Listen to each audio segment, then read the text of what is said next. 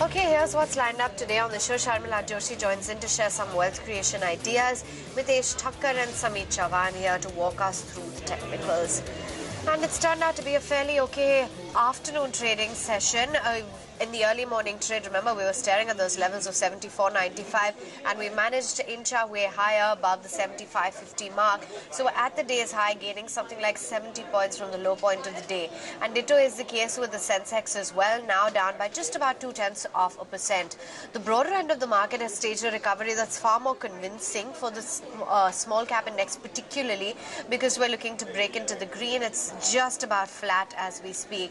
And let's flag off which are the sectors that are lending a helping hand. It's energy, auto, the MNC space also looking good, while PSU banks and IT as well as pharma and pretty much the rest of the sectoral gamut remains in the red. Let's flag off some of the top Nifty gainers. Vedanta now holds the top slot. It's a 4% gain there.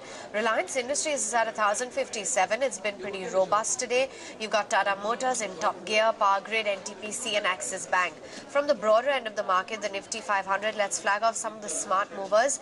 Gujarat NRE, MTNL, SCI, Dhanlakshmi Bank, GMDC, Shrey Infra and Shrey Nuj are just some of the companies that are doing fairly well today.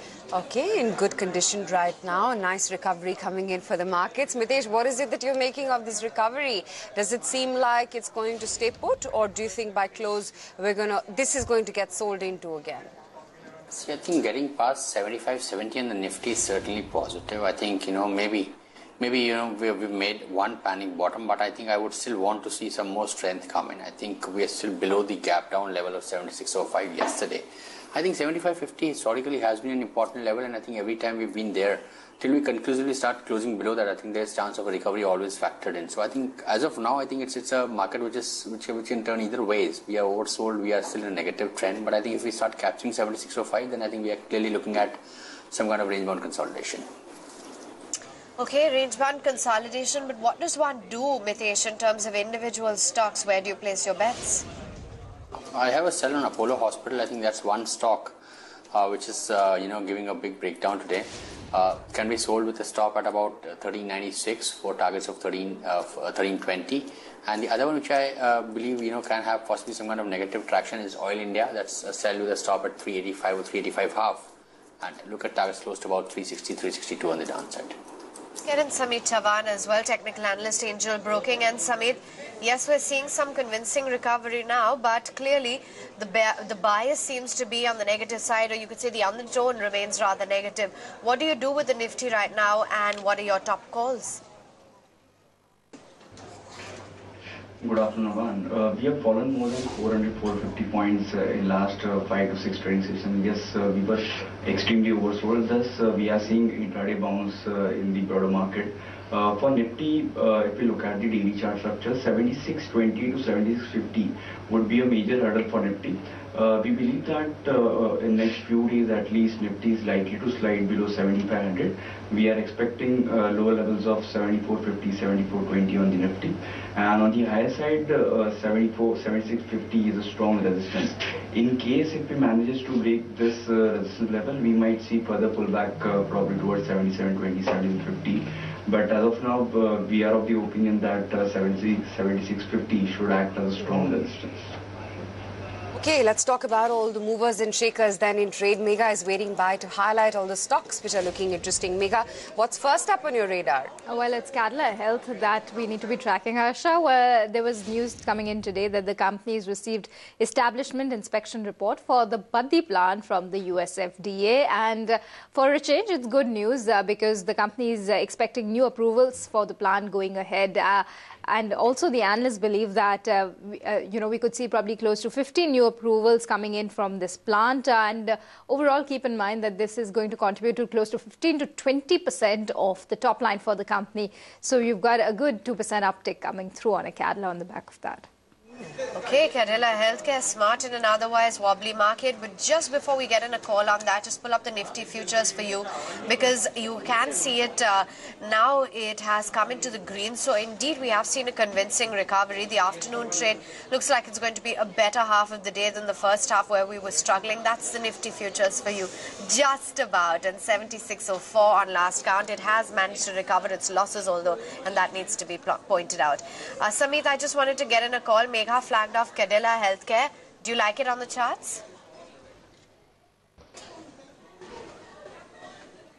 See, Cadila Healthcare has fallen sharply from the levels of 390, 380.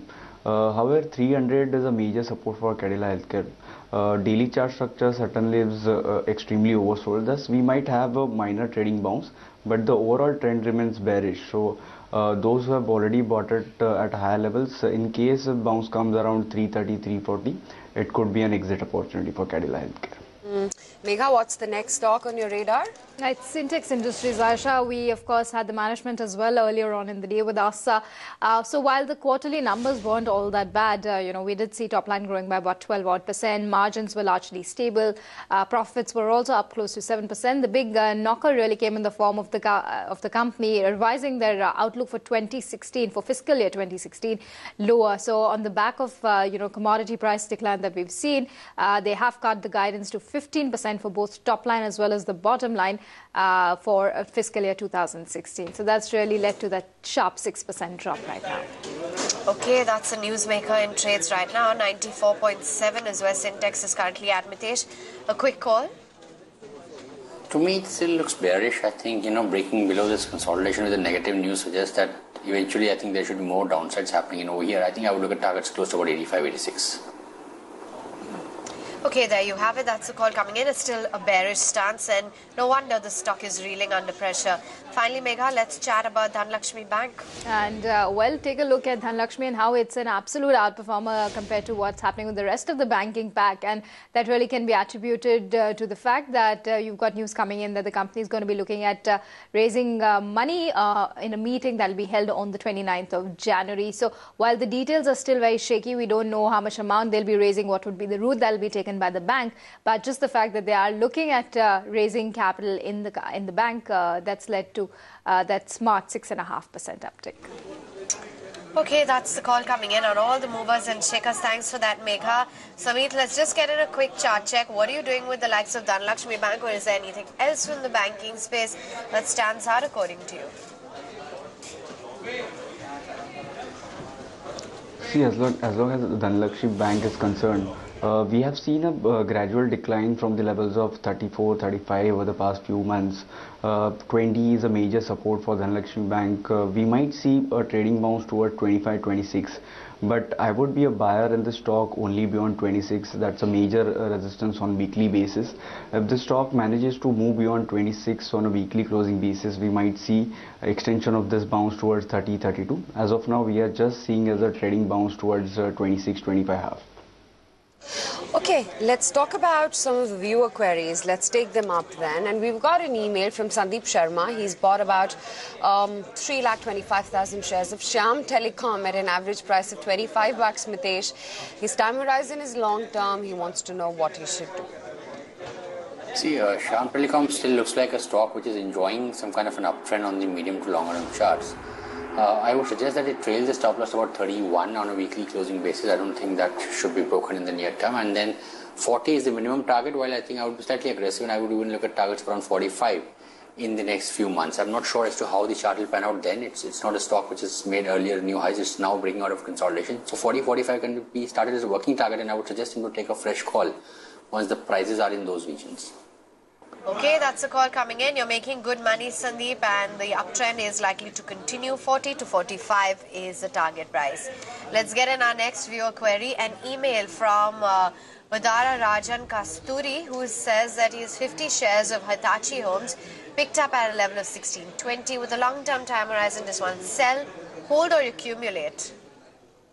See, Hitachi Home has gone corrective in the last few months, and from levels of 1600 plus, I think, levels of 1600 plus has kind of been correcting and now is down to about levels of 1190 or so. I think the longer term supports kick in around levels of 1050, 1060. So I think if there's some more correction, I think that is the range where he should look at adding into the stock and keep a stop loss below 990 on the fresh quantity added over there. That will help him bring down the average price, and once the stock price rebounds, I think anything around 1280, 1290 would be a good exit price. Well, good to see the market in recovery mode. In fact, as we speak, it's almost nudging the green border now. 75.85 is where we're currently at for the Nifty spot. And more importantly, the futures are already nudging the green territory, lying just about flat in trade right now. We've seen a good 200-point recovery on the Dow futures, a positive start for Europe, which seems to be rubbing off on us. But Sameet, before we wind down this segment, what are the stocks that are looking interesting to you?